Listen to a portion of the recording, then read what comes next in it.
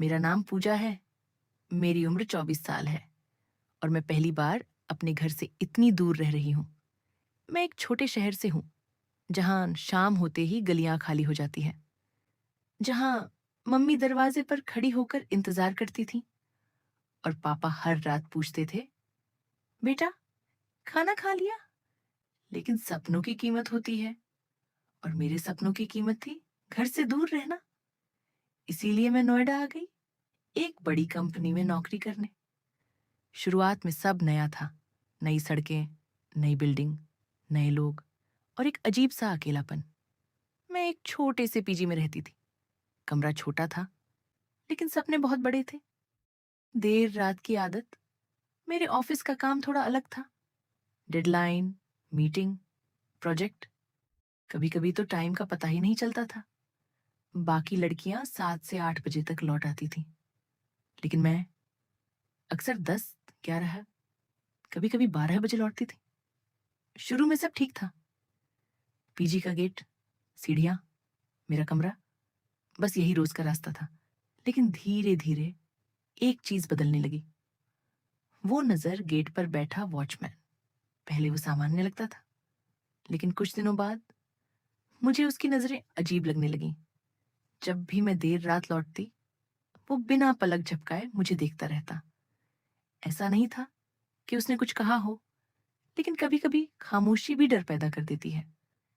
मैंने खुद को समझाया, पूजा तू ज्यादा सोच रही है, सब ठीक है। लेकिन दिल दिल मान नहीं रहा था।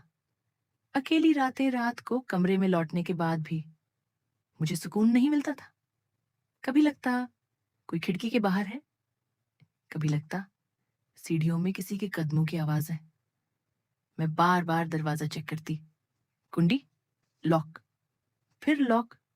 लाइट बंद करने से भी डर लगता था। इसीलिए कई रातें मैंने लाइट जलाकर बिताई, लेकिन मैंने किसी को कुछ नहीं बताया, क्योंकि मुझे लगा शायद ये सिर्फ मेरा डर है। वो दिन जिसने सब बदल दिया। एक दिन मैं ऑफिस से जल्दी लौट आई। शाम के करीब 7 बजे। गेट पर वही वॉचमैन बैठा था, लेकिन इस बार वो फोन में कुछ देख रहा था। मुझे देखते ही वो घबरा गया। उसकी घबराहट मेरे शक में बदल गई। मेरे कदम अपने आप उसकी तरफ बढ़े। दिल जोर जोर से धड़क रहा था। मैंने पूछा, क्या देख रहे हो? वो चुप रहा, फोन छिपाने लगा। और तभी मेरी नजर स्क्रीन पर पड़ गई। मेरी दुनिया रुक गई फोन में।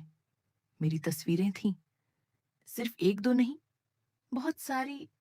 मैं जब गेट से अंदर आ रही थी, जब सीढ़ियां चढ़ रही थी, यहां तक कि मेरे कमरे की खिड़की से ली गई तस्वीरें भी थीं। मेरे हाथ सुन्न पड़ गए। आवाज जैसे कहीं खो गई। उस पल मुझे पहली बार असली डर महसूस हुआ। डर जो सांस रोक दे। मैं बिना कुछ बोले भागी, सीधे अपने कमरे में। दरवाजा बंद, कुंडी, लॉक, फिर लॉक, और फिर मैं जोर जोर से रोने लगी। दिमाग में एक ही सवाल, अगर वो मुझे इतने दिनों से देख रहा था, तो क्या वो सिर्फ तस्वीरें ही ले रहा था या कुछ और भी? उस रात मैंने एक पल भी आंख नहीं बंद की। हर छोटी आवाज मुझे डराने लगी। सबसे मुश्किल फैसला सुबह आई, लेकिन डर नहीं गया।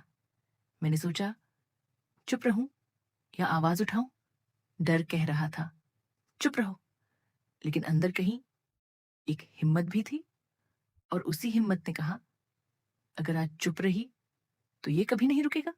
सच सामने आया। मैंने पीजी की मालकिन को सब बताया। पहले उन्हें विश्वास नहीं हुआ, लेकिन जब उन्होंने तस्वीरें देखी, उनका चेहरा बदल गया। कुछ ही देर में पुलिस आ गई। वॉचमैन को पकड़ लिया गया और उसके फोन से सिर्फ मेरी नहीं, कई लड़कियों की तस्वीरें मिली। उस पल मेरे आंसू रुक नहीं रहे थे। डर के नहीं, बल्कि इस बात के, अगर मैं चुप रहती तो ये सब चलता रहता। आज, कई महीने बाद, आज उस घटना को महीनों बीत चुके हैं। मैं अब भी नोएडा में हूं, अब भी वही नौकरी, अब भी देर रात काम। लेकिन अब मैं पहले वाली पूजा नहीं हूं। अब मैं डर कर चुप नहीं रहती। अब मैं अपनी सुरक्षा को लेकर जागरूक हूं। अब मैं जानती हूँ, आवाज उठाना ही सबसे बड़ी ताकत है।